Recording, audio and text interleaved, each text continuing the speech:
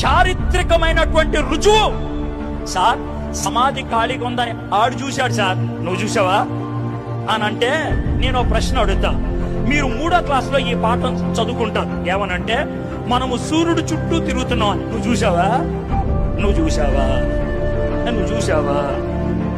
ఎలా నమ్ముతున్నావు సార్? శాస్త్రవేత్తలు రాశారు సార్, ఈడు కూడా రాసింది వీళ్ళే రాశారు.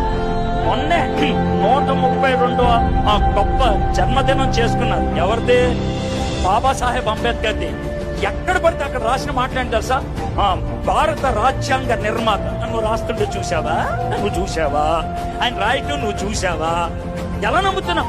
ఏమాడతావా? చరిత్ర, ఇది చరిత్ర, అది శాస్త్రం. మరి ఇదేంటో ఇదేంటో ఇదేమన్నా పురాణమా? ఎవడైనా చెట్టు కింద కూర్చొని రాసిందా? పెచ్చ మాటలు మాట్లాడదు. చరిత్ర చెప్తున్నప్పుడు ఇని నమ్మితే నమ్ము, లేకపోతే దొబ్బే. ఎంతకాలం వాదిస్తారు? చారిత్రకమైనటువంటి రుజువు. సార్ సమాధి ఖాళీగా ఉందని ఆడు చూశాడు సార్, నువ్వు చూసావా అని అంటే నేను ఒక ప్రశ్న అడుగుతా. మీరు 3వ క్లాసులో ఈ పాఠం చదువుకుంటారు. ఏమనంటే మనము సూర్యుడు చుట్టూ తిరుగుతున్నాం అని. నువ్వు చూసావా? నువ్వు చూసావా? నువ్వు చూసావా?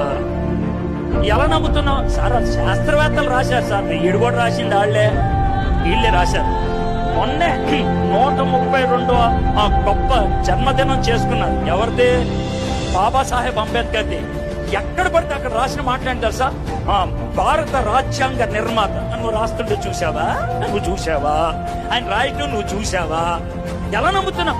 ఏమాడతావా? చరిత్ర